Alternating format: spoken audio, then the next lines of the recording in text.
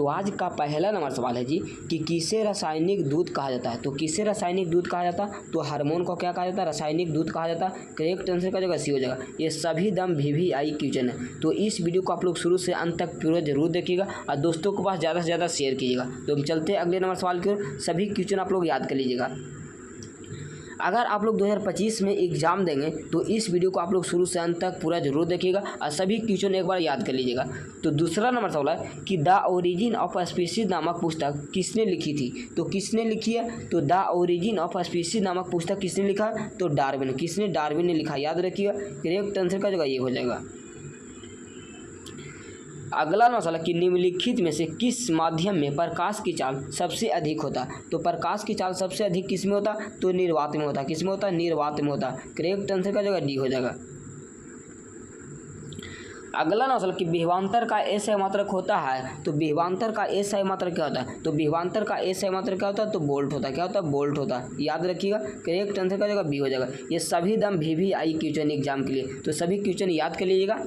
Exam में हर साल पूछे जाते हैं, तो याद रखिएगा। अगला नंबर सवाल है जी कि किसकी उपस्थिति के कारण पौधों का रंग हरा होता है। तो किसके उपस्थिति के कारण पौधों का रंग हरा होता है, तो क्लोरोफिल के कारण। क्या, क्लोरोफिल के कारण, याद रखिएगा। करेक्ट आंसर का जगह ये हो जाएगा।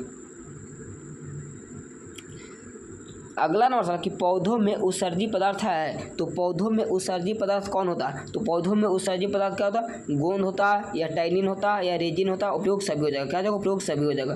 करेक्ट आंसर का जगह डी हो जाएगा।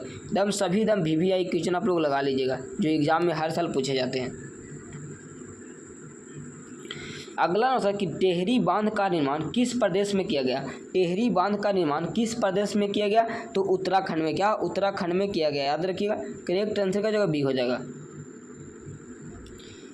अगला नंबर सवाल कि निम्नलिखित में से किसके कारण अम्लीय वर्षा होता है। तो अम्लीय वर्षा किसके कारण होता है, तो SO2 तथा NO2 के कारण होता है। क्या होता है, NO2 के कारण होता है, याद रखिएगा। किसके कारण होता है अम्लीय वर्षा, तो SO2 और तथा NO2 के कारण होता है। तो करेक्ट आंसर का जगह सी हो जाएगा, याद रखिएगा।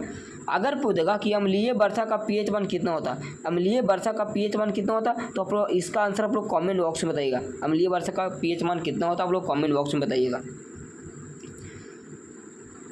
अगला नंबर कि पौधों में गैसों का आदान प्रदान किसके द्वारा होता है। तो पौधों में गैसों का आदान प्रदान किसके द्वारा होता है, तो रंध्र के द्वारा होता है। किसके द्वारा, रंध्र के द्वारा होता है, याद रखिएगा। करेक्ट आंसर का जगह ये हो जाएगा।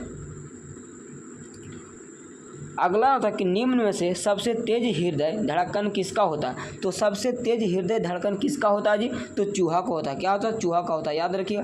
करेक्ट आंसर का जगह बी हो जाएगा। अगला नंबर कि सजीव जीवधारियों द्वारा किस प्रकार की नाइट्रोजनी पदार्थ का उत्सर्जन होता है। तो नाइट्रोजनी पदार्थ का उत्सर्जन होता है, तो क्या होता है, अमोनिया का होता है या यूरिक अम्ल का होता है या यूरिया का होता है। उपयोग सभी का होता है। क्या होता है, उपयोग सभी हो जाएगा। करेक्ट आंसर का जगह डी हो जाएगा। ये सभी का उत्सर्जन होता है, याद रखिएगा। अगला नंबर कि तंत्रिका तंत्र की संरचनात्मक और क्रियात्मक इकाई को क्या कहते हैं। तो संरचनात्मक और क्रियात्मक इकाई को क्या कहते हैं, तो नेफ्रॉन कहते हैं। क्या कहते हैं, नेफ्रॉन कहते हैं, याद रखिएगा। करेक्ट आंसर ये हो जाएगा। अगला नंबर कि आमीटर से निम्नलिखित में से किसे मापा जाता है। तो आमीटर से निम्नलिखित में से किसे मापा जाता है, तो धारा को। क्या, धारा का मापते हैं, याद रखिएगा। करेक्ट आंसर ये हो जाएगा। अगला कि वह उपकरण जो विद्युत ऊर्जा को यांत्रिक ऊर्जा में बदलता है उसे क्या कहते हैं। तो उसे क्या कहते हैं, विद्युत मोटर कहते हैं। क्या, विद्युत मोटर कहते हैं, याद रखिए। करेक्ट आंसर का जगह बी हो जाएगा। अगला होता है कि दर्पण का सूत्र है, यहाँ बताना है कि दर्पण का सूत्र कौन होता है। तो दर्पण का सूत्र क्या होता है, तो 1/v प्लस 1/u बराबर 1/ क्या होता है, एफ होता है, याद रखिए। करेक्ट आंसर का जो ये हो जाएगा। अगर पूछेगा कि लेंस का सूत्र क्या होता है, लेंस का सूत्र क्या होता है, जल्दी से आप लोग कॉमेंट बॉक्स में बताइएगा लेंस का सूत्र क्या होता है। आप लोग कॉमेंट बॉक्स में तड़का लगाइएगा। अगला ना होता कि निकट दृष्टि दोष को निम्नलिखित में से किस लेंस के द्वारा हटाया जाता है। तो किस लेंस के द्वारा हटाया जाता है, तो अवतल लेंस के द्वारा। क्या, अवतल लेंस के द्वारा। करेक्ट आंसर का जवाब बी हो जाएगा। अगर दूर दृष्टि दोष को किसके द्वारा हटाया जाता है, तो उत्तल लेंस के द्वारा। क्या, उत्तल लेंस के द्वारा, याद रखिएगा। अगला होता है कि रासायनिक अभिक्रिया में भाग लेने वाले पदार्थ को कहा जाता है, तो पदार्थ को क्या कहा जाता है, तो अभिकारक कहा जाता है। क्या? अभिकारक कहा जाता है, याद रखिएगा। करेक्ट आंसर का जगह ये हो जाएगा। अगला होता है कि टूथपेस्ट कैसा होता है, तो टूथपेस्ट कैसा होता है जी, तो क्षारीय होता है। क्या होता है? क्षारीय होता है, याद रखिएगा। करेक्ट आंसर का जगह बी हो जाएगा। अगर पूछेगा कि क्षारीय का पीएच मान कितना होता है, तो क्षारीय का पीएच मान कितना होता है, आप लोग कमेंट बॉक्स में बताइएगा क्षारीय का पीएच मान कितना होता है। अगला ना था कि निम्नलिखित में से कौन विद्युत का सुचालक है, तो विद्युत का सुचालक कौन होता है, तो विद्युत का सुचालक कौन होता है, तो ग्रेफाइट होता है। क्या होता है? ग्रेफाइट क्या है? विद्युत का सुचालक है, याद रखिएगा। करेक्ट आंसर सी हो जाएगा। अगला नंबर सवाल है कि निम्नलिखित में से कौन कार्बोनिल समूह है, तो कार्बोनिल समूह कौन है, तो CO। क्या? CO क्या कार्बोनिल समूह है, याद रखिएगा। करेक्ट आंसर बी हो जाएगा।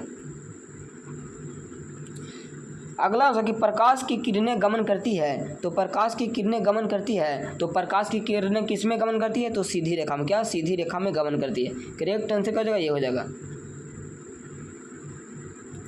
अगला होगा कि निम्नलिखित में से कौन कौन लेंस की क्षमता का मात्रक है, तो लेंस की क्षमता का मात्रक क्या होता है, तो डायोप्टर होता है। क्या होता है? डायोप्टर होता है, याद रखिएगा। करेक्ट आंसर से हो जाएगा, जिसे डी से सूचित किया जाता है, याद रखिएगा। अगला होता है कि किस रंग का विचलन न्यूनतम होता है, तो किस रंग का विचलन न्यूनतम होता है, तो लाल का होता है। क्या? लाल का न्यूनतम होता है, याद रखिएगा। करेक्ट आंसर ये हो जाएगा। अगर पूछेगा कि किस रंग का विचलन अधिकतम होता है, तो अधिकतम किसका होता है, आप लोग कमेंट बॉक्स में बताइएगा। तो आज के लिए इतना ही। जय हिंद, वंदे मातरम।